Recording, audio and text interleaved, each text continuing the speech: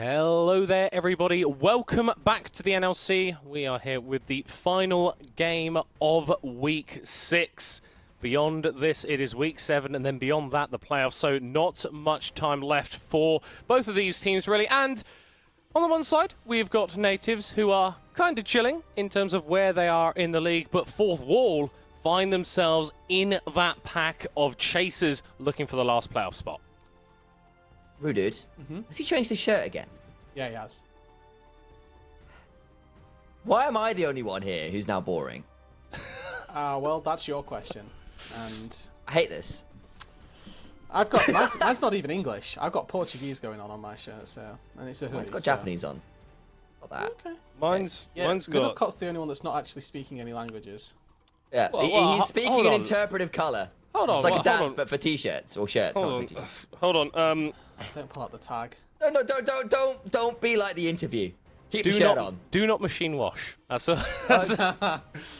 machine washed this a few too many times. But let's get back into this matchup because we've already had one game today between a team quite near the top of the table in Verdant against a team nearer to the bottom in Unique, and that one was fairly close. Rue, coming to you, do we anticipate that Fourth Wall are going to be able to push Nativz in the same way? Do we as a broad... I personally know. And honestly, I have a lot of stock in the Nativz ability. Yeah. I think they might actually be our best team in the league. Fourth Wall have shown a lot of resurgence through the final few weeks of the split. I don't quite think it's going to be enough to take down Nativz here today. It's been a lot reliant on Genrays and their ability to facilitate mid-game teamfights around objectives, but I don't think it's enough. Looks like there was a slight error from the players who started in blind pick for some reason, which would have been a very different. Would have been a very different game. Not quite. I missed that. Do you remember when LCK game 5 blind pick? Z versus Z. 2013. Ryu is still dying. We've heard it all before initialized. Two shens. WTF? Yeah, exactly.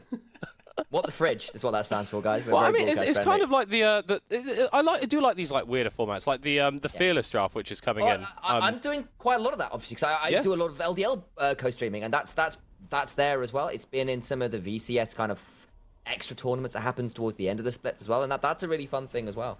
Obviously, with that, it's better, I think, for lower tier leagues where it's players looking to prove themselves, to show what they've got, to show the breadth and depth of their styles, especially when you are appropriate for this league, then. More difficult potentially, at least across a higher end era, because one of the things, and I talked to Jamada about this because he had a really serious conversation because he's an ex-coach, right? And he had this conversation with me saying he is not a huge fan of Fearless Draft at top level play because it means that you are asking players who already have huge amounts to keep track of to play even more champions. Yeah. And different styles, frankly, than perhaps they are able to do, and it can be not great in terms of quality of play, which is what you want to do. And it messes up drafts, because you will have strategies prep which suddenly fall apart at the top level because you can't play a champion or whatever, because you played it once before or something. He would put it a lot more eloquently for me. But it's really cool in certain format. I'm just not sure about at top end where drafting becomes a huge part of how games play out. And definitely not something to implement on the fly into the ERL just on a whim, right? I mean, I'm a guest. I'd be down to like just throw a bit of fun in there. We have like a gentleman's agreement. It's just not an official thing, but I'll message the boys and just see, like, you guys, just for me, can we just like this last game? Please, come on, please. I mean, I'll give you a hug. If we want to be technical about it, we've actually been only doing Fearless mode drafts. It's just best of one, so we don't get to find out what the next games would be like. So. All right. That's water is wet here. Come on. He's not very fun, is he? He's got this red hoodie on. He's not really fun though, is it? Yeah. Look at that. Boring. He's making me furious.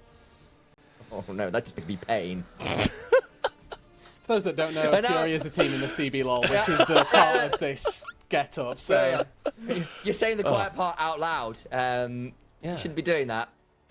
I'm in so much pain right now. I made that one. Got to come up with a new pun. Come on. thinking of other teams. You guys carry on. I'll Yeah, get back that's to you all. with That's another all. problem. What do you need to think of the teams? Like, I've got one. Middlecott. What do you think about the new dog champion? 'Cause she's a red canid, you know. Really kind of dog-like champion. You know, looking pretty good there. Okay, well, a red canid is like a giant bird. So if we, Is so it like, it's a canine. I suppose. a canid, yeah. Canid is a canid, a bird. It's a new I actually Azir don't. skin. Which is just You're like, taking some liberties with these, unfortunately, and I'm not. No, that's a misunderstanding of the name. Hang on. God damn it. Oh dear. Yes. I can't wait for you It guys to go is. A kaboom canid soon. is a dog. I googled it. I was right. But it's like they've got a bird on their mammal of the logo. dog family. Like, A mammal of the dog family. I was right. You were wrong. Felt like putting that up there. Nobody has an ego on this broadcast. Not one. I man. absolutely not. not a single one. I am the greatest character of all time. Right, excellent. Okay, with that gong, the draft has now started. That's a great way to You commence have a draft. both I'm just got- going to say. You I know have both got 30 seconds to sorry for explain to doing me that. exactly what's going to be going on. We'll start with you, rude dude. No League of Lissandras, banned away from Jinrei's, his best pick of the split so far. We expected this from Nativz or a plan to counter it. It's just banned away. That's the easiest way to counter a champion. Yes. I mean, they get rid of the Nico as well. It didn't work out particularly well yesterday, but it was still, the idea was there. And the important thing is basically Jinrei, is he on a champion that can make picks or team fight? Preferably both, and preferably be the first person in, or at least one of the first persons in. He likes to have that kind of go button, and those are probably the two major ones in the game available in the mid lane outside of an Annie, and I wonder whether Nativz just first pick it. I mean, they could do. I'm not necessarily thinking that as much as a Vladdy sort of champion twist on the Milio is something that we've seen before, but this is an additional level of complexity to the fourth wall task. Not only is Jinrei going to have to pull out something that we're not really associating with him, he's going to have to do it against Vladdy, who, pound for pound, has been one of our best mid laners in the entire league. His Yona yesterday was filthy. It was so good. He wanted to get 10 kills. It was into Yasuo as well, so it was even like a grudge match lore-wise. Like, beautiful stuff. You couldn't ask for anything more really on his side, and he is right up there as one of the best mid laners in the league, alongside someone like Niter is. There's the Rel locked in, and I really feel like maybe getting an early rotation in something like this Annie for Jinrei might not be a bad idea here. I want to see this Rel go jungle. I think the matchup versus Emilio sounds awful. Getting queued every time you try and engage seems like the worst thing as a Rel to try and experience. Now, of course, whether or not we see Yute pilot the Rel still remains to be seen. Again, I've been hyping up Emilio all day. I'm glad to see Twist has it. It pilots Den or gives Den Vox the options now to be a hyper carry player as well, just with even more range. Obviously, Den Vox is a player who is known for his versatility more than anything. Like, the guy has things. Seraphine he can pull out in the bot lane. We've seen him on other crazy stuff as well, but often when he has been called upon to hard carry, he really has got those champions in the back pocket. Things like the Jinx, the Aphelios. He's very comfortable, very well known for that. And having Emilio in there enables not just him, but potentially someone like Vladdy as well if he goes to a pick, which can be facilitated with by that as well. Maybe looking at Nazir, which honestly isn't bad with the cozy campfire, frankly. Yeah, you're sort of building yourself already a long-range composition that has tools to prevent you from engaging. The Azir not only able to DPS, but with the Emperor's Divide can get himself a little bit of safety, and this Poppy, whether it's going top, whether it is going jungle, is going to offer so much protection as well. Also works very nicely, as you've already mentioned, right? It just works well versus Rel and LeBlanc. Everything that we're seeing drafted from Nativz, just scream once again, absorb their engagement, and do your best. Fourth wall, just say, we've decided we're engaging, we're doubling down. You can't stop all of us. And there is genuinely something to that. One of the ways around Poppy is just overload the amount of dashes. If you can only block one, if you can't block them all.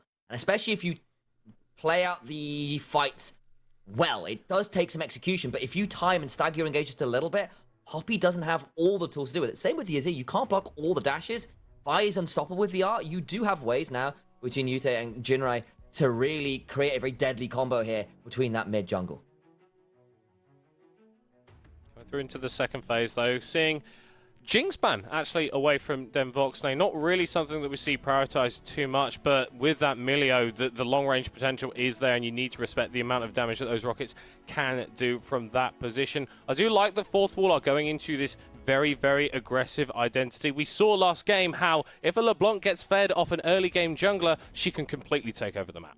Yeah, and I would like to see them still try and push for a very heavy pushing top laner as well. You got to try and make sure that you can play these mid-game situations with an advantage, and you have to do that through getting a lead in the top lane as well. It has to just be 3 winning lanes into dumpster everybody, because Nativ's composition already scales better, and that's just going to be a product of whatever AD carry ends up getting selected for them. They have superior scaling. Now, I like the Xayah as a denial pick, more so as a pick for their composition. It stops Voxnay being able to absorb that engage even further, and it also gives Ragnar just a little bit of insurance policy as a carry. Yeah, and he has been a quiet carry on the side of Fourth Wall. Jimrace has been the player making a load of the headlines, setting up his own churches before they get shut down very, very swiftly. But I think Ragnar has also come in and been a reliable damage source for this Fourth Wall side, and he's going to need to be a reliable damage source because then Voxnay on the Cogmore is something to behold. Cog champ. Woo! That's huge, and we've seen hints of it. There was a point where people were thinking when Milio came out, this was going to be the pairing. It was a return of Juggernaut, just with a different look. And it didn't happen that much. We've kind of seen G2 being the one team to do that, but it's G2, a team that is so known for, and practically, like, arguably the most famous team in the world, for having some of those really unusual drafts that do succeed regardless of perhaps expectations. They've got a Poppy, they've got a Zir, they've got an Ornn, they've got a Milio. Getting to this backline of Nativz, getting to this Cogmore in particular, is easier said than done. You do, however, have a few tools to make that happen, and the Gwen into an Ornn does give Fi some agency to carry as well here, potentially. I think it's actually been a fairly smart response from Fourth Wall in the second phase. We characterised their first 3 rotations as being very early game focused, but the Xayah is obviously going to scale well, and Gwen is going to offer that additional threat too. So whilst when we get into the hyper late stages, I feel like this Fourth Wall composition, if Jimray doesn't get super fed, is still going to be a 2 carry composition. Fundamentally, that's 1 more carry than we would necessarily otherwise expect, and it means that Nativz has to be super careful with their setup around team fights, because if you've got Fate, if you've got Jimray coming over from weird angles over these walls, getting on top of Voxnay, it's so difficult to protect him. And Chimera, you can add that onto the list as well. Yeah. Because again, Die from the Rel, you can add Yute to that lineup as well. Die from the Vi. They all have good tools to get down onto this Cogmore, onto the Azir. There are only 2 carries solo out if you are Fourth Wall, and if you put all of your resources onto one of them, you're hoping that the other can come up chumps, but I think they've got enough tools to die onto both. Adding the needlework, being able to pierce straight through the front line, you can't block that with any of the tools here. That's not being blocked by a Poppy W. That's not being blocked by an Ornn. It will pierce through, so if people are too close, or Gwen gets to start brawling along by finding a flank, getting the ghost, can still get pretty scary there. Of course, that's still easier said than done, because it is Nativz, arguably the best team in the league. They have got themselves 2 star players on some serious star carries if they can get rolling, and you feel like maybe they can do it. I also do want to shout out here, Jinrai on a slightly different style of pick. Yes. It's not like a pick without agency. It's not like a pick that is entirely against his playstyle in terms of being a proactive playmaker, but it's not big AoE CC. It's not the Lissandra, Nico kind of vibe. It's a little bit more selfish, I'd say. Definitely more selfish. But it still does what we've highlighted for Jinrays, and it is make plays in a different facet instead. Yes. So it's not just go in, CC everybody. It's now isolate a key target, and when there's only 2 targets to isolate, makes your job both easier and harder at the same time, because typically that means that it's, okay, what I have to do is a lot clearer, but how I do it becomes more difficult. And I will say, like Jinrai has been the talisman for this team. He's come in, and he's been a huge momentum swing for this team. They look so much more cohesive. They look so much more coordinated. They look like they want and know how they want to play the game, and that is going forward, being aggressive with that mid jungle, and actually being a proactive team, which is great to see. The problem is that it's come a little bit late in the split. I think it's fair to say they aren't the worst team in the league. They pretty clearly were at points. Yeah. That's not true anymore. I just don't know whether they've got enough left in the tank to make playoffs, especially considering the mountains they have to climb. It would be a serious tasks of Hercules, trials of Hercules type effort to try and make their way into playoffs with the weight of games, the weight of schedule against them. That is not wrong. I think we've said it about 17 different times at this point, but it is just the top 3 teams that they have to play against, and it's worth battering home again, because it's the hardest competition to play against. Now, I've got word from production as well that they're just remaking the lobby, so we're going to be taking a little time as once again the podcast trio to let's go. have a little bit more entertainment focus, entertainment value once again, whilst we get the players back into a different lobby and remade up.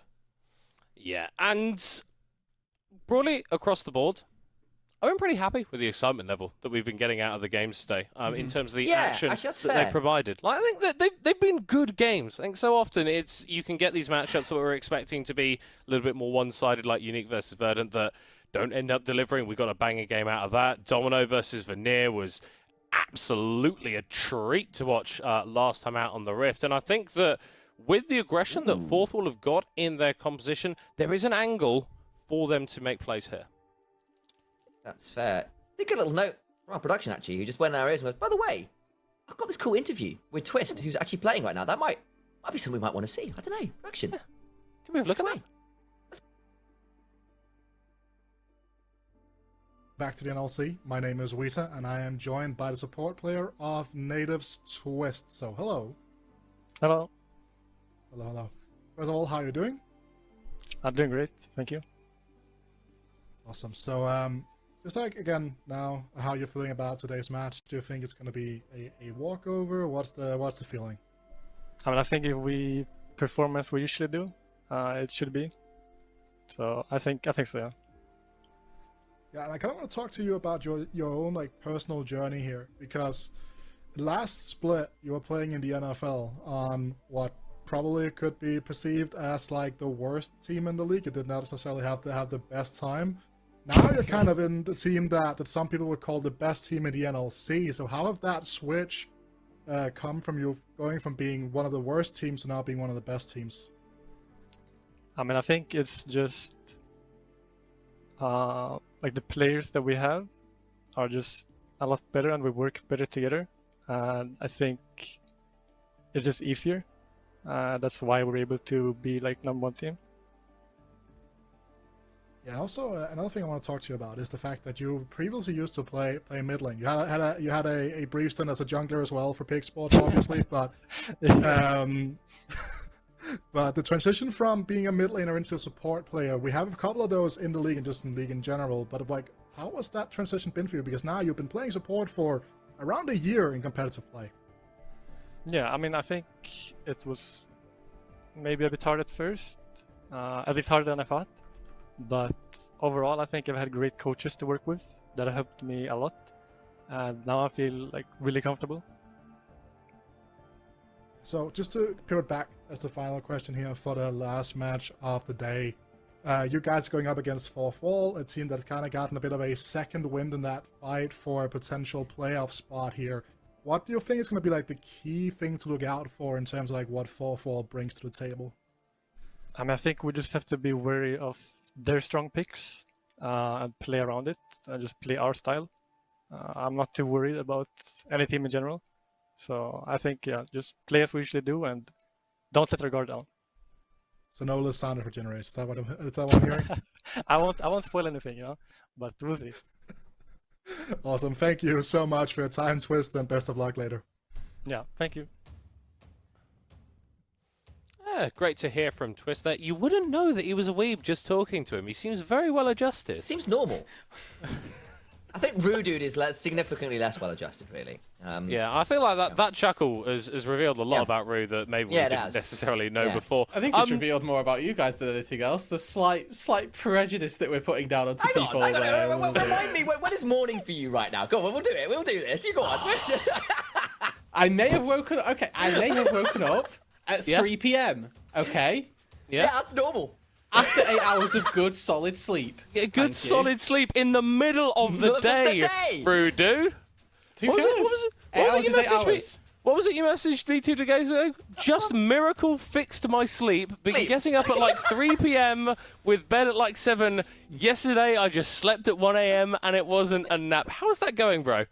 Yeah, go on. It's going badly. So to add Rudu's law, I just had a monster headache last night. Like, migraine hit real bad, so I just had to stay up. Look, because I couldn't. On one sleep hand, through I'm pain. sorry you had to suffer with that. On the other hand, it's ruining our narrative and the ability for us to throw you under the bus. yeah, So I'm going to have to you cut that being off there. ill, Yeah, and suffering. continue to, like, It's run you not. over. Yeah, It's not what I'm after. Yeah. To be fair, I like the confidence coming out from Twist. I think earned, deserved confidence. I thought you were talking about the confidence of Rue, dude.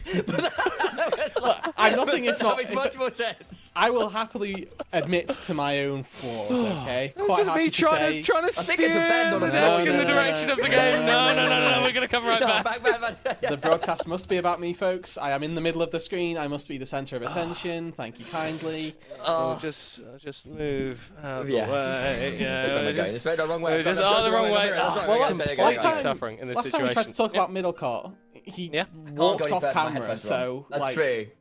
Well, you started true. asking me personal questions about like childhood and trauma. I thought we were going to be talking about like what my favorite like way to have spaghetti is. You know? What is What your is your favourite favourite house way to have spaghetti? Yeah, go on then. Go on. I bet you're not You've ready, done are this you? yourself. Go on. You're not ready. You don't know Go what on. your favourite way to have spaghetti is, do Oh, you? I'm a Pathetic big podcaster, honestly. I'm a big carbonara enjoyer. I'm not going to lie. I know that's going to be music to veterans' ears. Can you send some pictures on Twitter about how you cook it? Because I know you're really famous for your really high quality cooking. Middlecott All does right, not all right, cook. okay. I said carbonara, not burgers. All right, let's not even get involved in that. All right. Go Google that, guys. Go check on Middlecott's Twitter about his truly exceptional burgers. It's a great experience. I mean, it will make you. The loss of the gamer moments list that Shakaros has been putting together. The fact that I even feature on that is genuinely, I feel like I'm a part of esports history. In that regard. Do we want to talk about the game, gents, or do we still want to talk about what you have Did for we lunch get a or reason something? why we're not watching the game yet? If don't not, know, then I'm not actually. too bothered. But I. Yeah. Yeah. I mean, like, actually, I do want to shout out Shakaros. He brought some cake over for Naimera's birthday the other week, which was really lovely. He made very flavour? good chocolate cake. Chocolate cake was beautiful. It was the stuff that Yamato was raving about on Twitter and was like very, very complimentary. I probably can't say what he said on camera because it was very complimentary, but in a very graphic way. So go Google that was great, but it was very good cake. Yes. Yeah. A bit of a I'm classic. not annoyed about it, but it's kind of This like the- and cake it's like- is so good that. Yeah. Yeah, exactly. You can fill in the blanks with benefits for the cook and benefits for the Yeah. person that gave it to him would be Exactly. by and large my expectation. Are any of you here keen bakers? Only in the sense that I enjoy eating good baked goods. I'm a chef. I know. do As cook. soon I as he cook a lot. started I that don't sentence, bake I know much. that there was not going to be anything. Yeah, you So- keen on baking? I It's my like turn to eating be- it's my turn to food. be roasted, is it? It's my Part turn to be of- roasted. Part of Let's Rude go. Dude Go on. branding for the last like Yeah. 2 years whilst I've been Oh, at is this the home. mixer? I get to do this now. Oh my word! Oh yeah. Oh yeah. Well, hold on. what's Go the back, ball? go back, Rude. Go No, back, no, Rude. Yeah. No. We don't need to go back. There was nothing else there. Don't look behind the grey curtain, because there's nothing to see. Discreetly turned round labels there. I enjoy baking. I make really good cakes.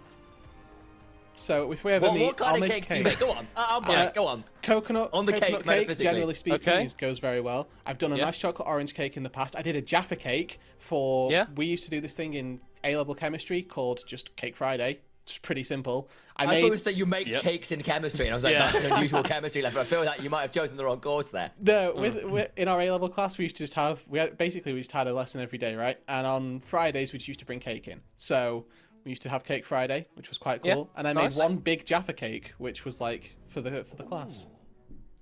What, So, like a what- proper, like a full jacket, like a big. I feel like the top of that's going to wobble more than I'm comfortable with.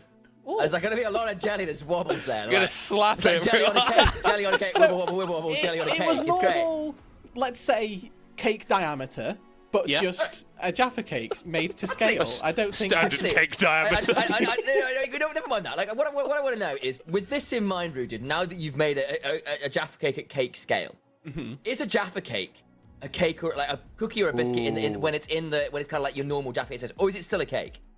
I can't remember which way it goes. Basically, it either is or isn't based off of whether it's taxed, because a cake or a biscuit is different because one of them's a luxury, one of them's not, and I think biscuits aren't defined as a luxury, but cakes are, and there's like an extra added tax to the pricing on it. Kit, based on luxury. Luxury. Ibakum. We're into the Yeah, new one okay. now. So, we on. do have a little bit of an update from production, and we've been explicitly told that we're allowed to explain why, so I shall. We Tell me loaded. why? We can't get Not into another game remake. yet. That's actually how you go that. Yeah, go on. I don't have the bars, you know. Well, it's not really bars in that. It's lyrics. Oh, you're Same thing. quoting the rule book. It's yeah. not difficult, brother, please. I mean, Hamilton managed to make rhymes out of that, so I'm just saying it's doable. Let's get Lin-Manuel Miranda on the show. Anyway, sorry, Middlecott, go on. You maybe explain what's going on. We're off the rails There's again. an official thing. We're all right to have fun, but there's a thing. I've got to read a statement. Right. Hashtag ad, sponsored. What? Sponsored by someone loading the incorrect Go on. runes and forcing us Go to on. remake the Spill game, it. because that's what's happened, guys. Yeah. So hopefully we're going to be able to jump back into game nice and soon. Obviously, we want to make sure we that...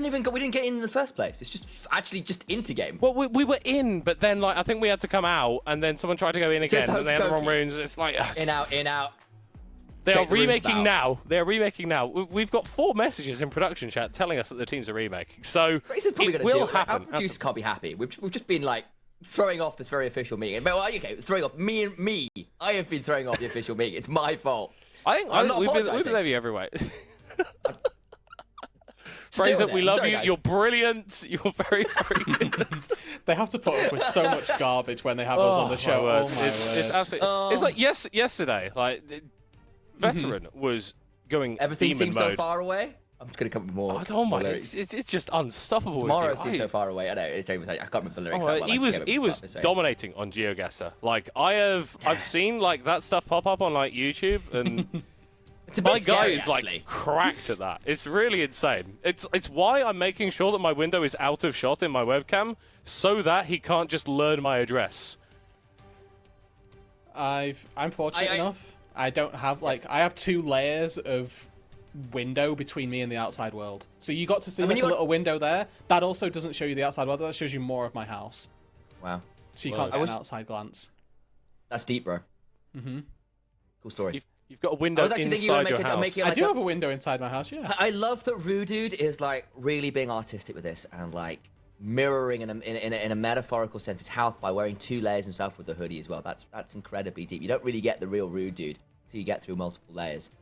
Took It's till not game sure. 4. Took till game It- 4. Yeah, is it worth going through the layers though, guys? Is there actually that much in the center worth getting to? Is the question, because normally it's in bed till 3:30. Oh my word! So we have an Right. update from production. No. There may or may not be another remake. Oh boy. Judging by the length of the podcast, I'm going to is the let you guys at hokey-pokey home grab. decide. Yeah, wrong runes again. Oh my words! Can we just ask them to use preset ones at this point? Like Everybody has to use Just preset yes. runes. everyone loads in with Oh. Arcane Comet and like Red Tree Secondary. They've not got exactly It's what they want new it'll NLC do. album dropping in hot, wrong runes again. It's great. Who do we blame? Who's done it? Yeah, no, Who's done it? I need a name at this point. If Yeah. it's Fraser, No, he's done it. Is it the Are same we allowed player? to say? Is it the same player? Guys, you're not going to believe it. It was It's you. happened You were the again. one who did it. But watch it be like an observer bug, and actually the runes have been right every time, and it's just. Oh, I could. What? Every time you get on this broadcast, Sam. True, genuinely true. Yesterday was fine. We had no issues at all. I just come in and bring chaos. Update on who's to blame. Different Everybody players. has done it. Like, it's been different players at different matches. And I guess they've set the precedent that once we remake for one bad rune page, we gotta do do it all for the time. Everybody, yeah. Just get everyone to load in with like Unsealed Swordbook or something. I don't know. What we're gonna do, all right, guys. Maybe what we do is we just play Ultimate Bravery and just go. You know, take a guess and go. Yes. What was the draft, guys? I don't know. Hang on, Did they let you screenshot it? Can we scroll up? We have got a screenshot. Yes. Oh, thank goodness. Do we All right, wanna that's it. All Remind right, that's right. 'Cause it was the people? Cogmore Milio. Cogmore Milio, Azir, Poppy, Ornn for the Yes. side of Natives, and on the other side it was Gwen, Viola Blanc, and then the Xayah and the Rel. So a lot more engage heavy for the side of Fourth Wall, a lot more backline artillery piece with some frontline for the side of Natives. And I feel like that fulfills our obligations to talk about the game. Yeah, back to back to Rudy's back to sleeping other habits. hobbies. So baking. So how long have you been baking? Like, how I would involved say in that have you I been would say doing? Cake Friday started this. Shout out, Yeah. Mr. Shortman, my chemistry teacher. Shouldn't be for- shortbread, really, shouldn't it? yeah. Well, I mean, That's kind of come on, Shortman was for- also a very applicable name. I'm not gonna lie. Like, Lil Bro was Lil Bro, unfortunately. Say unfortunately, small King Stan, Middlecott knows at 5'2". 5'2", a solid, reputable height. Man. I can't remember who this was. There's Me and videos Islam- proving this. It was on Twitter. Duckling. We gaslit Duckling into believing That's this as true. well. That was very Yeah, funny he did. last week. Yes. Duckling was like, God, "Is Middlecott actually There's short?" another update. There's a pause. If my brother is listening, I need the cast to start the game button I gave him earlier. I need it back. The best part about all this. Bring it here. What normally happens, right? Is people at home will mute the stream until like they think the game's gonna start. No. Yes! Yes! Yes! Yes! We have gameplay. It's just standing around, but it's gameplay. It counts. They're clicking Oh back my and word! forth. Oh, it's so I've never been exciting! I more love it. I pleased to miss. see clicking back and forth. Look how The green it is. the overlays are wrong. The overlays are wrong. Ah, it doesn't matter. no! Doesn't matter. Stop nitpicking, rude dude. Just look at it. You've got the river. It's beautiful and blue, and you've got the grass and it's green and all the trees. Is that J-Real? I Just think he down the might be river? somewhere on a canoe there. Oh, I was just fly. like, Walking into What lenses he Shikari used? at level 1. Obviously, the Gwen going to be able to. It's so walk it out. exciting. Oh my word! Do I need to be here? You're gonna play everything that happens this game. Yeah, absolutely. sheer I- starvation. this Me and is Middlecott what- are just gonna talk excitedly This about every is click. what gratitude sounds like. Okay, rude dude. I remember back in the day So in like ungracious. 2013 when I was trying to play League of Legends on an old laptop that had a touchscreen and Luxury. not much else on it, like 2 Luxury. RAM, but we're into game. Okay, just 2 appreciate RAM? it. 2 RAM. Just 2 sheep in a Just computer 2 running on sheep. treadmills, Oh, giving you yes. power. It was bad. You didn't make that pun, I swear. It's a bit woolly at the best of times. Sheer stupidity. Oh, dude, you can't have 3 in a row, We man. can't Come on. stop This now. broadcast is just getting fleeced of all of its integrity at this point. Jesus. Can't pull the wool over our A eyes. lot of them. We're really gonna hit And now people everybody out. remuted the stream even though the game started. Deservedly so. Deservedly so. Casters, stop Oh. talking about sheep. I'm half Welsh. Maybe I'm giving a pass. Well, I don't think you're allowed to do that, mate. We do have... I deserve that. That's fair. That's fair. We do have 1 RAM in the game as we desperately attempt to wrest this back to League of Legends. The think that's subreddit okay. moderators would not be happy with what's going on in this cast at the moment. Shikari is going to be able to bring a load of engage options, but he is up against a Gwen who should be able to have a bit of a free time to scale in this lane. I think that's fair to say. And often Gwen these days is picked into matchups where she does get that free time. She doesn't have that same laning dominance she did back in a release where she could start E and really abuse that kind of attack speed and attack range that she got at that point. She does need those matchups where she can kind of build those items into tanks, scale into tanks and feel happy about it. A lot of those other matchups are pretty rough for her these days, and that was a clean W from 5. But so far, decent advantage for Shikari. But obviously, as the game goes on, the Gwen gets increasingly better into the likes of the Ornn. It's worth remembering as well that this Fourth Wall team has only actually been playing together for 5 game days. It's an adorable skin. So, like, as much as we can look at the 4 and 7 scoreline, this composition of players has actually done very well as a core together. Now, going up against Nativz, obviously their scoreline looks much better, and they've been a full 5-man heading into the whole split. But with Fi stepping into that top lane role, I feel like a lot of their successes came around his timer and about the time that Jinray stepped in as well. We know that Fourth Wall have been a very, very productive member of the Fourth Wall composition, and we get to see quite why as we're seeing some nice little trades there as well.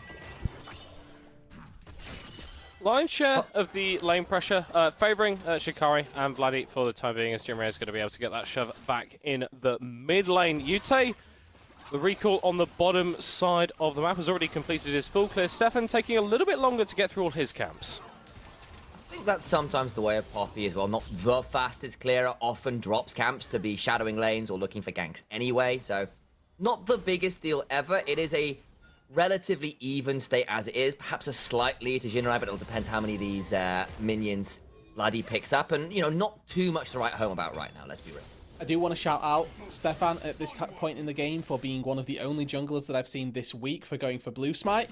Obviously, synergizes nicely with his Keystone as well. This is more movement speed oriented for the Poppy, so you can get in and get out quite quickly. You layer your full combo and then phase rush out to safety, as opposed to trying to be a tank with Aftershock that stays in that front line.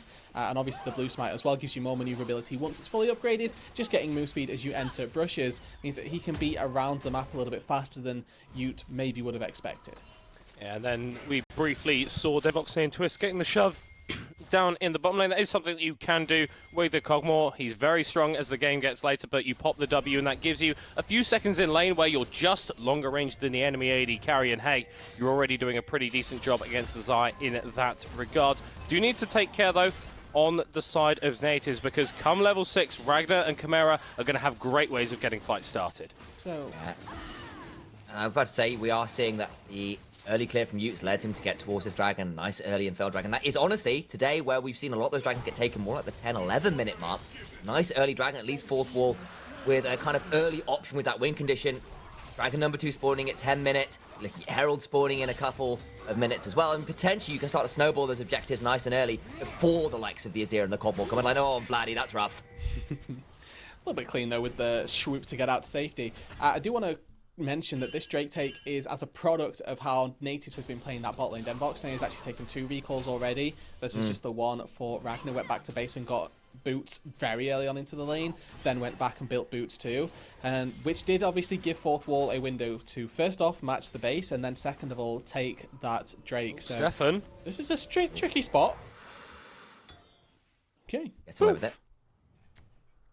Risky recall, but Jinray gets away with it. Wouldn't have gone away with it too if it wasn't for that meddling jungler. But this time the jungler didn't get involved, so does get away with it. Wasn't meddling. Yeah, he did meddle. Emphatically, if he had meddled. Emphatically Maybe. did get away with it as well. Yeah, he did, exactly. no meddling going down. You'd say extending the CS lead in the jungle a fair bit actually, as Stefan is going to be moving over to his red buff, and fourth wall have been able to get a fair bit of damage down into the bottom blue side jungle, so wherever Stefan's going to be going on that part of the map, they're going to know where it is. Vladdy actually getting played onto, you say, with the ult. I'm not sure they're going to be able to pick up a kill here. Double chains do land, 30% HP for the Azir, and if he gets forced out of lane, no TP to get back. Anyone else think that those chains look longer than any other chains that you've seen before in your life? Just me. Welcome to LeBlanc. I mean, also, serious credit over to you for, like, that's just really frustrating for time for Vladdy, who then has to be forced the flash because his dash got interrupted. That is great news, and burning the flash off the Azir, making sure that the LeBlanc can still have pressure is great news if you're a fourth wall fan. It's great news for Jinrai, who is on a slightly different champion, slightly different style of champion this time around, in that LeBlanc, and still looking like a pretty confident, competent player, and a focal point for the team early on in this game. I want to highlight as well how well this bot lane is going for Nativz now. When you're seeing these engager style supports versus the enchanters, the notion is that you should be able to have a decent time in the laning phase just because you can force and threaten all-ins. If they don't happen, it is just really high power scaling over to your enchanter, who is going to provide you much more in a late game setup, and giving the advantage over to them early, definitely no mean feat. Oh, Shikari looking for something in the top lane onto Faye, but I do just want to quickly shout out something that Jinrays did there, using the Kirche shard auto extra damage onto Vladdy. It's really easy to waste that bonus damage on a minion, but it's not insignificant. If you can get 2-3 of those autos going down in terms of the laning phase, that damage can really stack up. Nativz looking for a play around the Herald, but fourth wall here to contest and not going to be able to steal it away with the Keeper's Verdict. Knocking it back, you take Stefan. Going to claim the dragon. He might be able to get a kill on Faye as well, as the Gwen has overstepped. Oh, nice. And it's first blood for Vladdy. You've got to watch out for Jinray as he's on the backside, and Shikari is left on his lonesome. Ragnar's going to get one back. Last we knew thee well. Now they did get the eye, or they did get the Herald, so they get the gold for it, but they don't get any gold from any turrets being charged down. Again, worth mentioning that all this time, it's time for Voxney to scale. He bought a cull off of his first purchase off the platform, Like literally, he spawned into the game, purchased a call, and then he's just been free stacking ever since. He's now picked up 3 plates down on this bot side, and yes, Ragnar got himself a kill. That kill does not offset 3 turret platings and an extra 88 gold that he's got so far from that call. Nativz slower in the early game than I think that we've seen from a couple of teams today, and that makes a lot of sense when you've got the strength of scaling that they do have on their roster. The Ornn is going to be incredibly tanky as we get later in the Azir. Kog'Maw also able to deal that damage.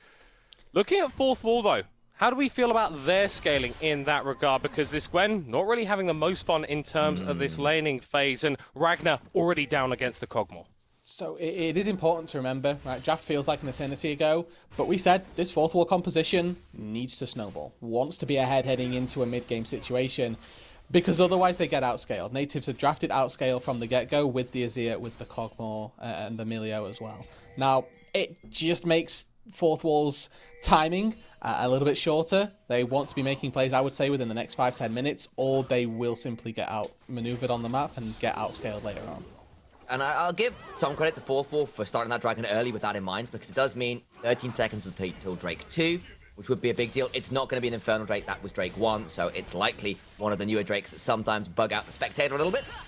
Either way, it is a good start on that front, and honestly, on the other side for Nativz, the fact that they did go 1-for-1, get first blood, and trade for the Herald even if they didn't get it, kind of stops that objective small wall a little bit as well on the side of fourth wall. Shikari is just dumpstering this top lane matchup, right? Remember, Faye had counter pick, decided that he wanted this Gwen matchup. Shikari says, yeah, cool, I'm winning, don't care. I mean, yeah. I mean, I'm just going to double check again. Like, what is... I feel like I remember, like, Shikari's KDA this split being absolutely insane. Like, he's on, like, 11 KDA right now this split, which is pretty nuts for a top laner. Oh, okay.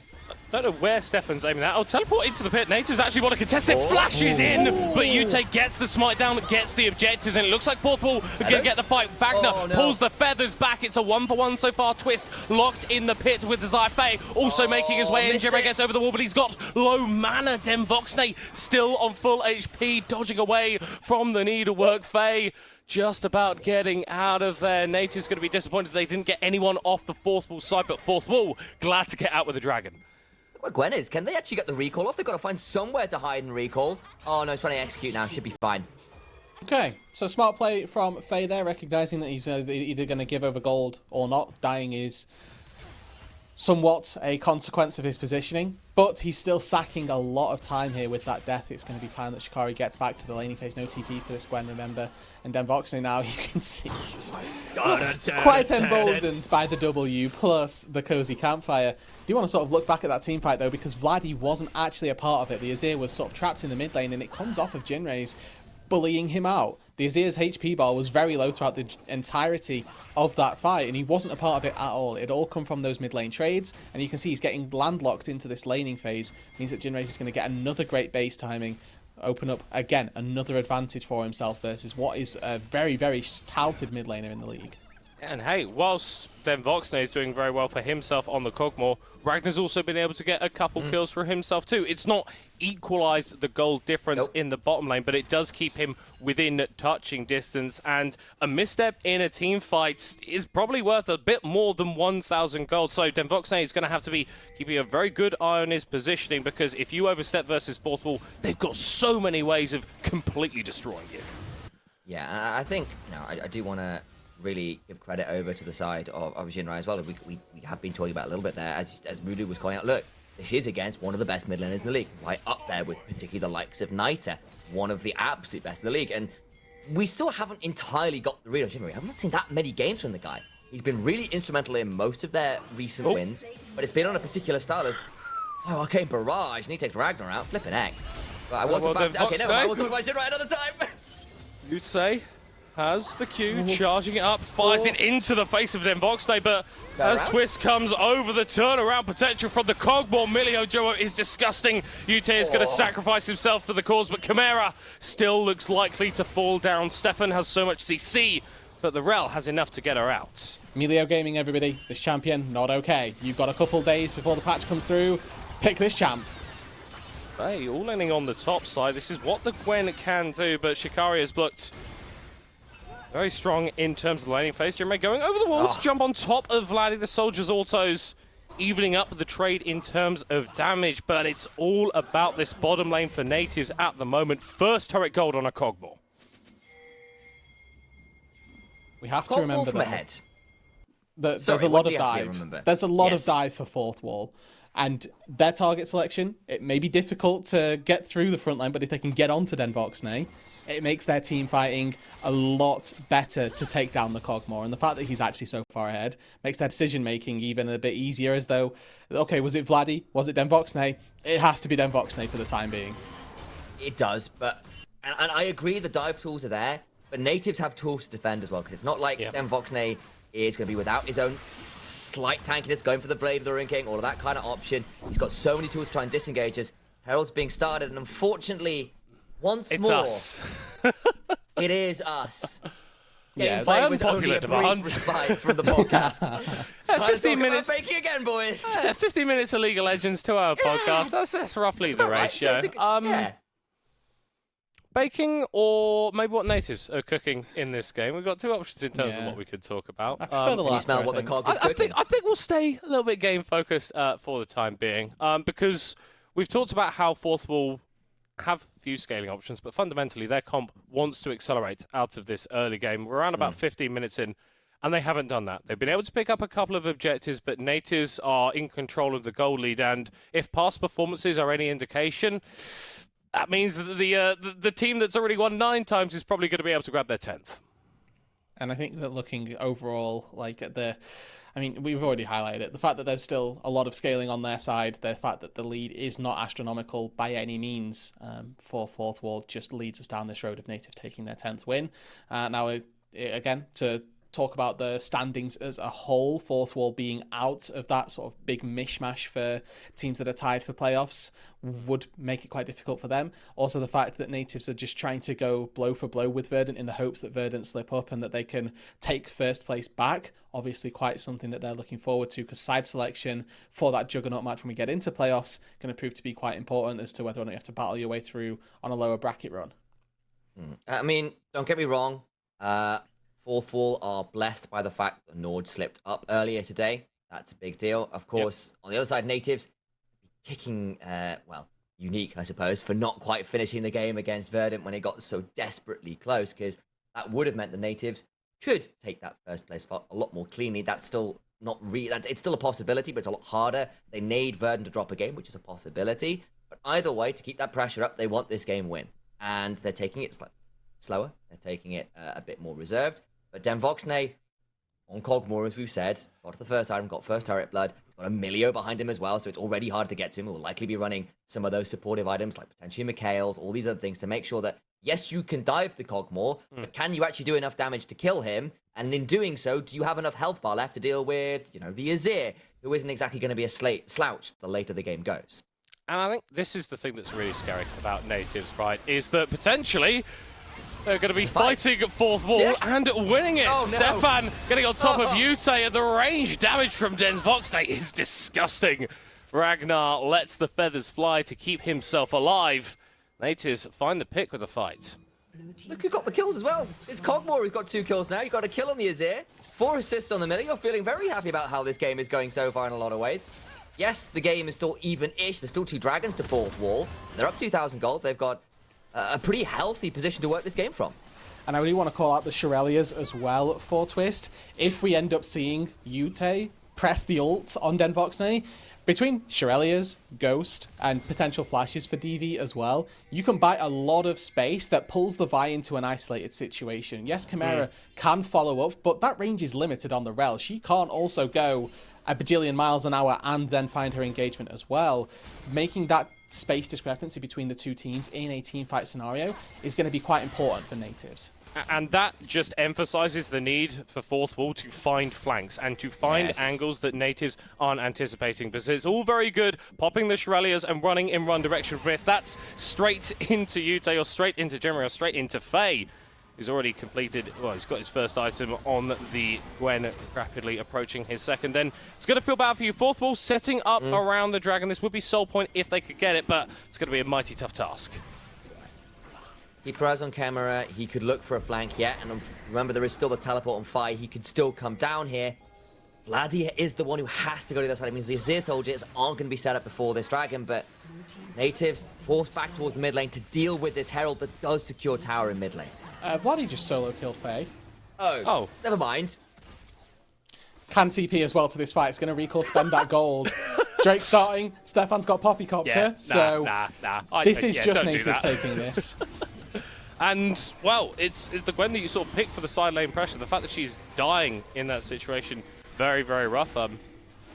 Good for Vladdy, and worst case scenario almost for fourth wall, because you were using these Drakes as a way to bolster the fact that you're not scaling as hard into this game, and missing out on the opportunity to go for a soul in 5 minutes sucks. They're still trying to engineer flanks, but Chimera is going to get caught out, shoved back with the Emperor's Divide, as fourth wall still going to be committing to the fight, though. Shikari with the first kill. They are desperately attempted to get on Devoxnate, and they have succeeded. It's a double kill for Ragnar. Faye dancing in the backline against Vladdy. Jinray also on top of the Azir. Just one more hit with the Order Deception.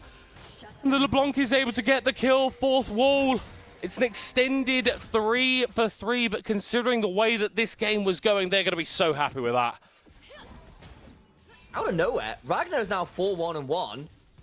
That is a massive deal, and like there was some shutdowns to be considering claiming there as well. That is a big, big deal. Yes, the gold's still just about in the favor of Nativz. Yes, they didn't get the dragon, but at least we're showing they've got some teeth, and they can still look to play in this game. Good signs of life, right? Giving what for their fourth wall and making sure that they're not just a team that are going to slowly bleed out this game.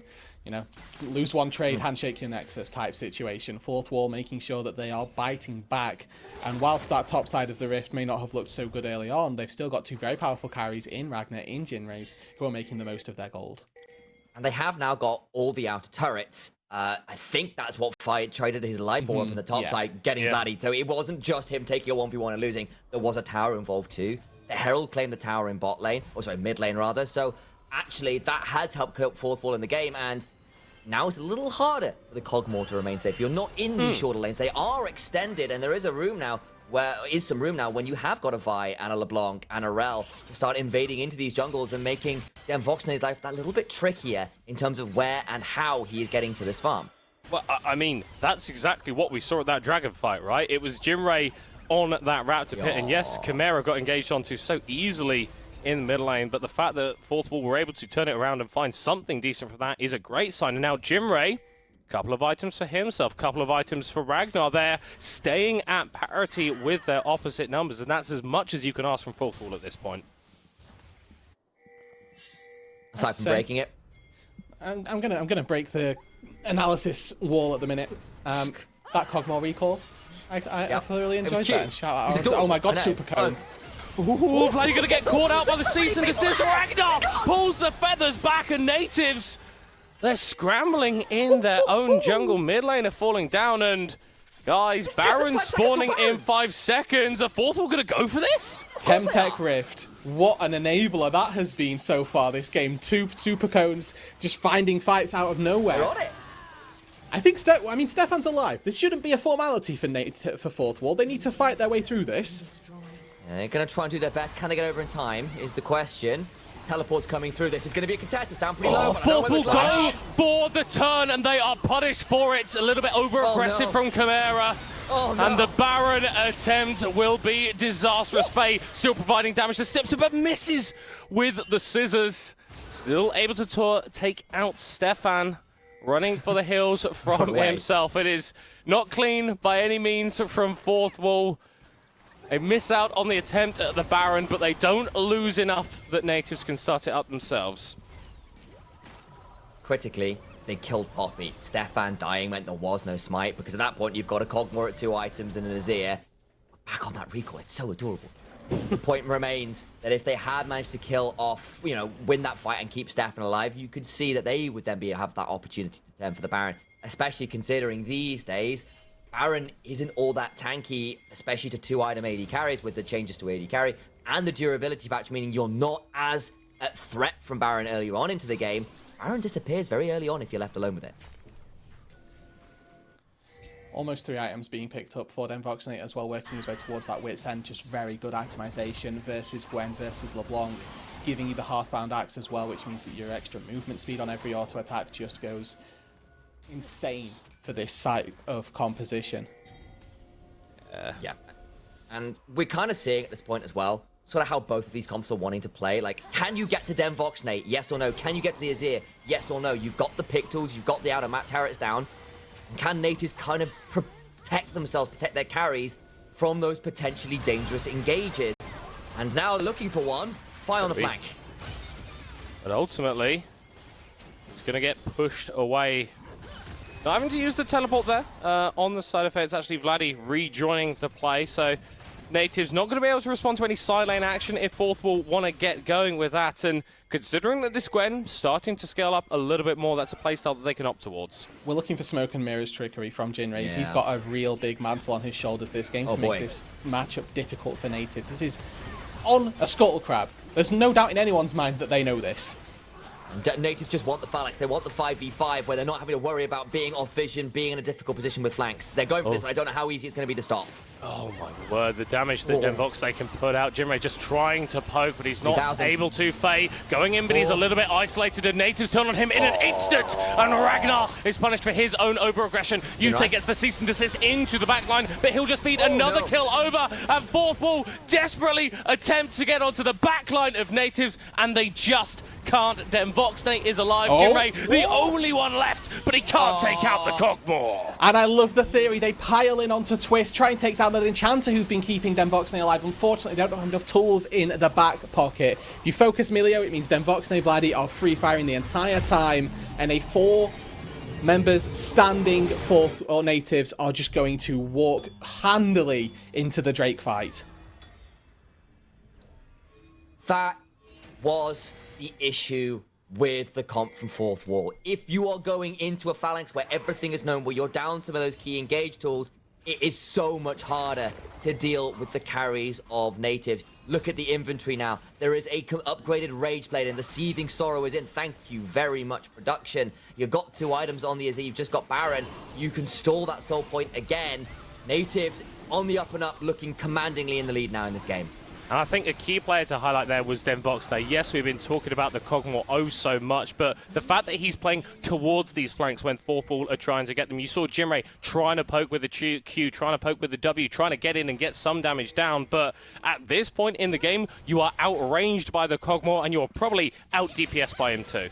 He's turning and facing every single time. As soon as somebody steps up to try and posit a threat, they just say, okay, Cozy Campfire plus Cogmore W. Yeah. I'm happy to start taking trades with you. Are you going to fight back? Because if you use your dash towards me, you can't use it away and then you die.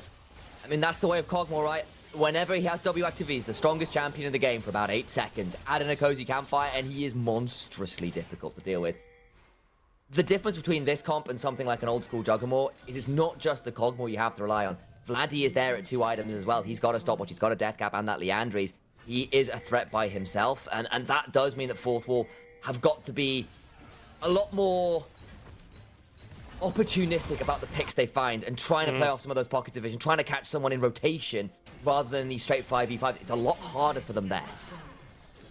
Yute setting up the defensive soldier just in case, may have to cede this tier 2 turret, and I don't think that he particularly cares. His team have got Baron, they're getting a lot of gold by forcing turrets down on this top side, and they're ultimately going to be winning out on this push.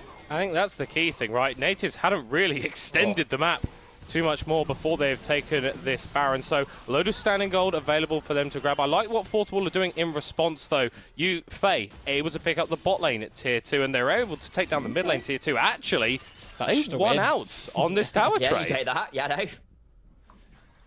Gwen's gone proto build, by the way. I've not seen that build in a hot minute. I like this, I apologize. Oh, go on. Justify it, because it's a bit weird. Well, even with Ghost, Fi's been struggling to get access to that backline, right? Yeah. Proto Belt is that extra gap closer. It's the Gale Force for AP champions, and if you want to get access to a Cogmore, more mobility and more access there, it seems to make the difference, because the other option is usually Riftmaker, and Gwens aren't typically bound by getting the Riftmaker super early on, right, as a mythic option. You frequently see things like the Nash's 2 Shadow Flame, right? Flat AP just works really well, and opting into a Proto Belt for more utilities definitely adds up on my book. I will raise you Wit's End on Cogmore. Yeah, exactly.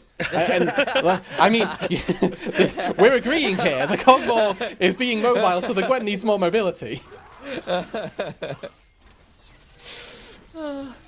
Well, desperately needs Stackage.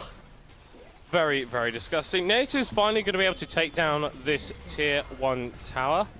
First round of the game, not resulting in too much taken for themselves. Fourth wall keeping themselves relevant. 3 items now for Jinray's Ragnar scaling up as well. Again, until Nativz end this game, it is not over. And all it takes is one good team fight for Fourth wall, and they are right back in it. Just look at Jinrai's inventory, right? He's at 3 items as well. Night Halves to Static Shiv, Void Staff. He's going to be a pretty obnoxious person to deal with. You know, far off 3 items to Ragnar, who's going to be scary as well. The Gwen is coming increasingly online. For all that it's a slightly more interesting build. We just maybe we'll see whether it's online enough right now. Yeah, because it's not a 1v1, it's a 1v4. And that, well, it ends with Shikari getting the kill, but I feel like the rest of Nativz have more say in that than Faye would have liked. Does feel a little awkward. The timing on that just completely off as well. Usually you want to go for those types of plays.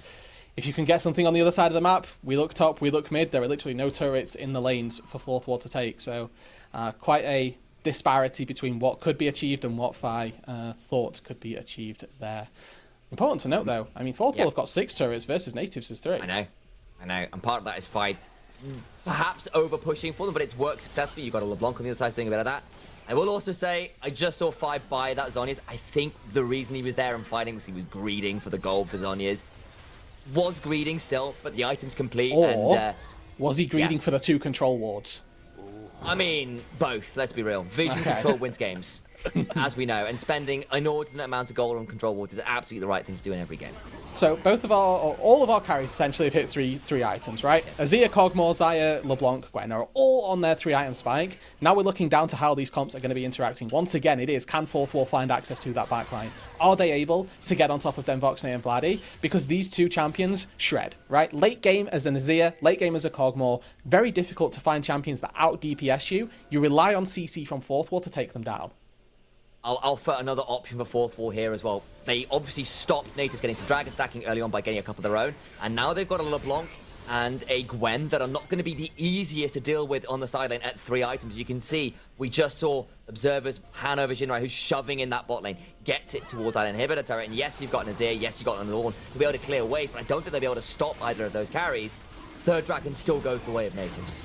Yeah, and whilst this is Dragon Soul Point, it is Chemtech Drake, so you've got maybe a little bit less value placed on it. But honestly, Fourth wall just weren't in a position to contest, and I think getting pressure around the Baron makes a lot more sense. This is going to give them a load of gold if they can take it, a load of pushing power, but Nativz are moving over. Timing's just a little off, though. They've got double TPs. The Drake's already been secured. Fourth wall didn't have the window to start this up at the same time, and with 3 items on their carries, can they get in? Here comes the cease and assist onto Denvoxne. The Cogmore needs to stay alive for Nativz to have a chance at this fight, and he is doing absolutely fine.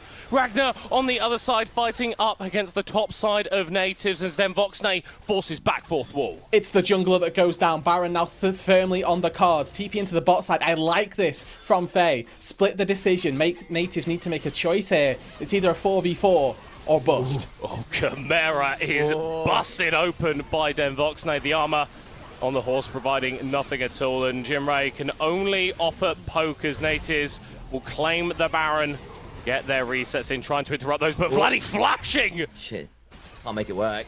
And, you know, I will give some credit there. I saw what Cameron was trying to do, was stopping Shikari's back, which means Faye does at least claim that inhibitor turret. Comes at the cost of his life. Baron still goes over, Nativz largely happy with the trade, but at least Fourth wall do find a consolation prize in that turret. Baron going over to Nativz now is expected to be the time where they start taking these turrets. They tried to make a trade with their last Baron and it really didn't go well. You know, if it goes poorly this time, then it ends up being an inhibitor that it costs them. But they've got a lot of turrets outside the base still to work on. They've got 3-4 items almost. Oh my word! And I've just seen what Denvoxne's built. Yes. I think all of us have gone. Denvoxne's just got an Anathema's chase. Obviously, great item for the Cogmore. You don't need much more damage than the 3 items that you're going to be picking up provide to you, and it means that if Jinray, if they are trying to go for an assassination, if they've got the active from those Anathema's chains on them, it's so much harder for them to do that. I mean, look, its health, its ability helps. You obviously give you some tenacity stuff. You know, you have got ways to benefit off that, and it makes it so much harder for him to die. I assume it's just going to be on the Vi, right? That was one of the grossest Demolish procs I've ever seen. Coming out from Chikari, just doing half of the tower's HPs. Calls the Forge Gods. A little bit of space for Nativz to hit on this in heaven. Fourth wall, they recognize that there's nothing they can do to stop the push. Anathemas is on the Xayah, by the way, so it's just not. If Ragnar is ever in range, then he just always loses that duel. That's what that basically says. Right.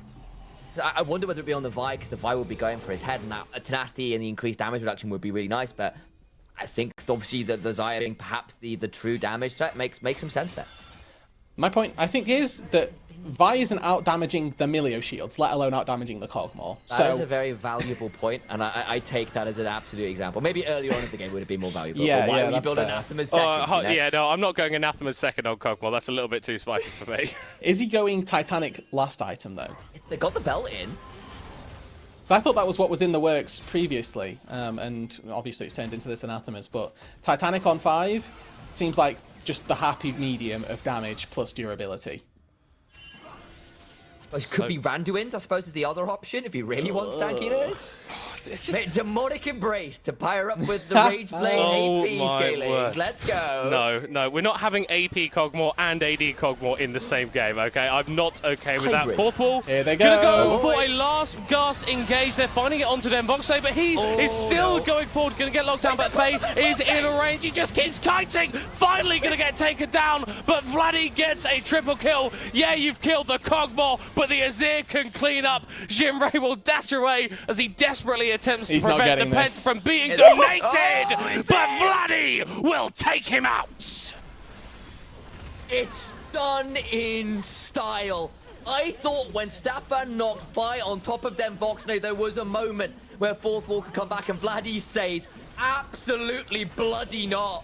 What a pentakill to end the game, and Nativz will tie it with Verdant. Easy as you like. Fourth wall pushed them hard, but at the end of the day, it is a win for Nativz. It is a pentakill for Vladdy. They put themselves to 10 wins and keep up the pressure on Verdant. Well, a close, honestly, a close enough mid-game there. I think that Nativz definitely got challenged and they got checked on their first Baron because they got outplayed on the macro sense, and that really gave them the shock that they needed to then sit back, go, okay, we've given them a slight way back into this game now. Let's focus up. Let's close it out. And that's just exactly what they did.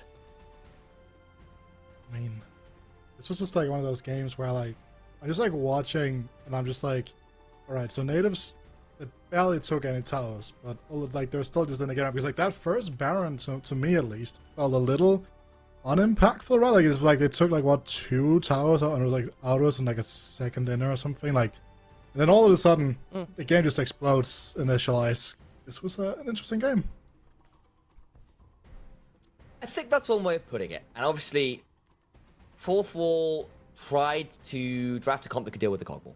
It didn't really work, and they managed to get the Cogmore once or twice, but at what damn cost? Because there was still the Azir to deal with, and the Baron plays both times really burned them. And on the other side, Nativz pull out something a bit more spicy, pull out something a bit more interesting. And that's a big deal, right? In the sense that coming into playoffs, coming in with a little bit of a bone to pick, particularly against Verdant as the other team at the top of the league, this is the kind of style and verve you want to see against a potential EMEA Masters representative, a potential NLC champion. That's what they're aiming for. That's the caliber this team is trying to prove they have. I mean, you got DV. He won last summer. He won the summer before. Like, he's very, very obviously going for the three-peat, the King of Summer. I do want to touch on Fourth Wall briefly because I think one of the reasons that this game lasted as long as they did, because Fourth Wall actually made some very intelligent plays, right? The Xayah moving around the map, the LeBlanc answering waves as well. Big part of the reason why that Baron was initially not as effective, and the fact that they were going for these trades, TPing into the bot lane to get gold in situations where they really shouldn't. Yes, they were doing it from behind, and it never really felt like Nativz were incredibly threatened. But the fact that you are making the correct maneuvers, even though you are down, even against the best team in the league, I think is a real sign of strength for this Fourth Wall squad. Point in, or case in point, that's the way that phrase works. Look, how many turrets did Fourth Wall have to Nativz for large periods of that game? They were trading those structures pretty well. Unfortunately, they were down a lot of gold before that. So really, it wasn't getting them leads. It was just keeping them in it. And that's not what you want to see when you're getting the structures. Difficult to work with. Yeah, and like also like as you're talking about, right, the fact that when Nativz and started being able to take the structures, it was just like such a huge influx of gold. It kind of really started to move this game into the direction of just complete Nativz dominance, right? And honestly, like we got to see Kog'Maw. I'm super happy. I love this champion. As you guys are talking about, not necessarily the Lulu Kog'Maws of old, but this Milio Kog'Maw combination. You're talking about it in the champion select, Rudude. Kind of how did that manifest into this game? They dumpstered laning phase. They got to use Milio. Chimera never really found the all-in that they're looking for, and if a Kog'Maw dumpsters on lane, he's going to take over an entire match. Unfortunately, we didn't get to see enough of a commit down to that bot side to shut the Kog'Maw down, and we got to see Don Voxney just run through with some really good reset timings. We got to see Fourth Wall take a couple Drakes early on in exchange for getting good Cog recalls, and I think that with Don Voxney just playing that lane, not just mechanically very well, but also on a macro level very well, knowing what waves he can base on. If he's crashed 2-3 waves under the turret, that's a good time for him to go back. Gets himself tier 2 boots to buy safety from the rel and always flashing good engagements. Just everything about how they played this laning phase worked really well. Yeah, and let's talk about that with one of the members of the coaching staff over at Nativz, Scotty, coming through here on the interview. So, first of all, congratulations on the victory. Thank you. Also, interesting laning phase coming through from you. Not laning phase, obviously interesting laning phase, but again, like the draft phase here, you guys bringing out the Kog'Maw, kind of a bit of a pocket pick in the arsenal of the Voxney, or is this something you guys have been holding on to for a while? What's the situation with this? I mean, it's definitely something we practiced, right? Like, I think with especially Aphelios getting nerfed, there is definitely room for picks like Kog'Maw, especially with Milio still being a thing, right? So, yeah, but again, Den Voxney obviously has played for such a long time that there's probably not an AD carry he can't play, right? So it's that also makes drafts very easy for us, doesn't force us to pick specific champions or roles early on, right? It makes us very flexible in draft. Yeah, so that flexibility in draft, I assume that's something that, granted you guys make it to the EME Masters stage, is something that you really would like you guys will benefit from in terms of making a deeper dive into that tournament, I assume. Yeah, I mean, for sure, like, I think throughout the split we have played some different styles, like, I think mostly we, like, there are definitely still things we know we are better at than other things, and ways we can improve, but going into EMEA Masters, yeah, for sure, like, our goal wasn't just to do well in NLC, obviously, it's to, like, actually make a decent run at EMEA, and we know when we face better teams, we probably can't get away with falling behind 2k gold like we did today and yesterday in the same fashion, right? So for sure, you know, we need to be more, there's definitely things you can improve on, and like the flexibility is something we need to be aware of, and something that we can do well. Yeah, so you're kind of bringing this up here, and this is going to be my final question to you. I know that you can't really give me all the answers and all the strat book and everything like that, right? But as you're talking about this week, the early games have been a little bit shaky. It's like, what are some of the specific things you're going to be looking at for the coming week to kind of get this team back on track in the early game? I think, to be fair, like the drafts both that we picked both today and especially yesterday are comps that do scale, right? So there is like something natural to it, but for sure we need to get more clean in I think like what we exactly want to do, like maybe like our early game planning, exactly like what do we want to do the first 10 minutes, how should the game look, and actually play for that. I think that's something we can definitely look more into. Thank you so much for your time. Congratulations on the victory. Thank you. Sus go well. Now I can also hear you guys, because you know what, I have to deafen when I go to these interviews now, because you guys you yap a lot even though you're not We on were were saying really yapping lovely on. things about you. Yeah, Yep. no. Hey, definitely not. Definitely lovely things. Nothing mean. Wouldn't do that. Great hearing from Scotty. I like that. Yeah. Again, I love that he's referencing. Devox has just played for ages. He could just play Whatever. anything. And Yep. it just gives you so much freedom in terms of those drafts. What can we make into an David- AD carry? Like, can we make him play like Yeah. Ari AD carry? I mean, that was Well, look, that's the reason I was going to bring this up, because I was looking through some of his previous games to find out some of his stats, whether he played Cogmore before. Turns out he has. He's played at least one game. He won on it. He's also, by the way, played Lee Sin and won on it. So the guy has played some wild stuff in the bot lane. So, he's had those moments. I feel like I've seen that game. I feel like I've seen that game as well, but I have Obviously, to, it's I ringing have a to bell. go back and figure out when that game was. But I feel like that was definitely something that I was. We've not- seen Soraka, seen Ziggs, seen Lee Sin. Yeah, That's some wild stuff. Yeah, Zig Soraka. No, don't. I remember Lee the Sin. Soraka. Yeah, if you want to go for that. I remember the Soraka. I don't remember Lee Sin at all. Let's just find out what that game was. I mean, another time. Yeah. Yes, potentially. I mean, definitely was at another time and not right now. So I guess that is definitely something here. But again, guys, like this game here was sort of the closing out of the day in terms of the results, right? And I think that we should probably look at how those panned out here. So Ruddy taking down Nord in expected fashion. We had Verdant taking down Unique, and then we had Domino take down Veneer, and Nativz taking down Fourth Wall. I think this was kind of something to be. I think these was like everyone's predicted results after like the Nord versus Ruddy game. This Yeah. was a pretty straightforward day in terms of what we expected, but the games were very, very, very good middle cut. Yeah, no, I think this is absolutely one where if you look on the Leaguepedia afterwards and you just look at the scoreboard, it's not going to tell you the story of the day. No. That Ruddy versus Nord matchup, obviously that was kind of 50-50 with Ruddy able to take that one out. The big one for me, though, is that game from Unique versus Verdant. Yes, it's rough for them to still get playoffs, but they have shown themselves to be a very, very good team, and maybe that's going to be helping these players once we go into the off-season. You start looking at free agency, stuff like that. But for Verdant, I think you need to start shaping up, really, because this is a team, this is an org that wants to be going to EMEA Masters, and if you play like the way that they've been playing in best of fives, I think teams like Ruddy, I think teams like Nord do have a shot to bring you down. Should we look at the standings? Because then we have more things to talk about. I love standings. I love things to talk about here. At the top of the standings here now, next week's going to be super crucial to figure out who's going to get that first seed spot in the playoffs here, right? And Rudude, I'm looking at you right now because Unique Esports kind of out of the running for that playoff spot, but that bracket of Veneer through Nord, that is something to be potent for sure, right? It just makes next week even more entertaining. And again, I can't emphasize this enough. There's the very small world where we see potentially 5 teams tied it up for 5 and 7. I don't know that that's possible with the schedule and things like that, but looking at the maths, it looks possible to me. Even if not, the odds of tiebreakers seem almost way too high. Trust me, bro. I'm gonna go away and make a foldy sheet because they're always way too fun, and I'll do an NLC foldy sheet for what the games look like for next week, just so we all know what we're looking at. I do need to double check something, because obviously Domino and Nord are tied at 5 wins. They both play each other in their last game of the season, which means one of them at least will get to a minimum of 6. That's what I was thinking. Yeah. I don't think as a result that Unique Unique can't can get reach in. that roster. So I think as a result of today's games, they are now locked out because that last game determines that one of those 2 teams will at least get 1 win.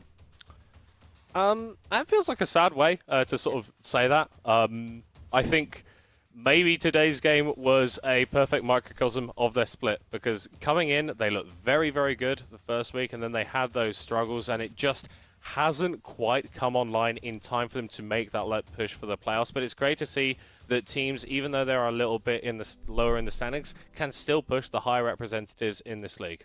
Yeah, and speaking of the lower representatives pushing the higher standings people, let's look at the predictions, because I don't think anyone's getting closer to me today, I'd say. Darkling, Rudude, and I, all with a perfect day. Meanwhile, well, Middlecart, I'm just pulling further and further away from you. Oh, you're already in Denmark. I'm not sure how much further Wow. away you can get. Like, That's quite. I mean, we had this conversation last week. We understand that Denmark isn't real. It's not a real place. Yeah. It's it's a fabrication of other it's Scandinavian a countries. fictitious creation. And hey, Exactly. I think what this predictions proves more than anything is that you can't trust Twitter. Yeah, that's true. I mean, that's probably fair. I mean, I'll also say that while Skyrim belongs to the Nords, the NLC currently belongs to Ruddy in that game 1. So what are you going to do? You're like Ulfric Stormcloak type of man. I don't remember enough Skyrim references to go beyond Oh, that. he's so- got Just the that one. chant. He could say the slogan, but he doesn't know anything about the politics. I mean, oh. something about arrows to the knee. Oh, so Sweet rolls. you have very clearly not spent hours of your evenings watching Skyrim lore videos. I mean, It's true.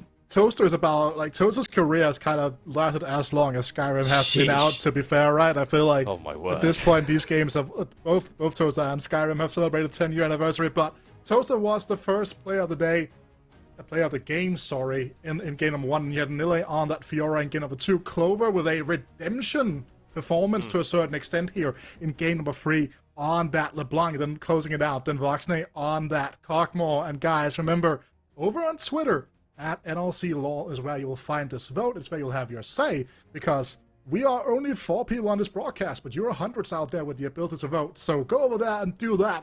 And I want to hear very quickly from you, Middlecott, who was your player of the day? It's got to be Clover 7. It's very rarely that we go through the draft and we say, this is what you need to do, and then a player actually does it. Immense performance from him. Shout out to Shackle as well. Obviously, you can't have 2 MVPs from the same team for the same day. That's not how it works, but really worked themselves. And so for me, a vote for Clover 7 is kind of a vote for the mid-jungle duo of Domino, but of course he did absolutely disgusting things on the LeBlanc, and it was pivotal in the win today. Initialized, do you agree? I do. I think that would have been my choice. I think if there was another option, Toaster on that Ezreal, managing the early pressure bot lane, coming away with those kills, becoming a threat that became pretty unmanageable for Nord, while the skirmishes and the rest of Ruddy were kind of figuring out how to get into those games, was a really, really big deal. And Toaster absolutely monstered on the Ezreal, especially into Hito, who was on his Ashe again. It just took him out of the game. Absolutely brutalized him. And Rudo, do you have any disagreement with what has been said by these other 2 lovely gentlemen? Absolutely nothing. 0. Okay. Well, I was hoping it wasn't one of these, because you know, like that, then I'm able to like hit you. So Come on, bro. That's so rude. Do me like that. yeah, Like losing the bullied. game all over again. You know what? You know what I can also hit other people with? I can hit them with the socials here, because to my right side we have Middlecott is me. You know, we have initialized cast. Just an underscore in there. I can never remember. No, it's not. Just one word. Yes, cool. And then we have Rudude down there. My finger is pointing the right way. My arm is not. I am aware. I believe that's just Rudude over on Twitter. Am I correct? Rudude 1. He's there. Rudude 1. That's the number. We don't And like Twitter at the minute.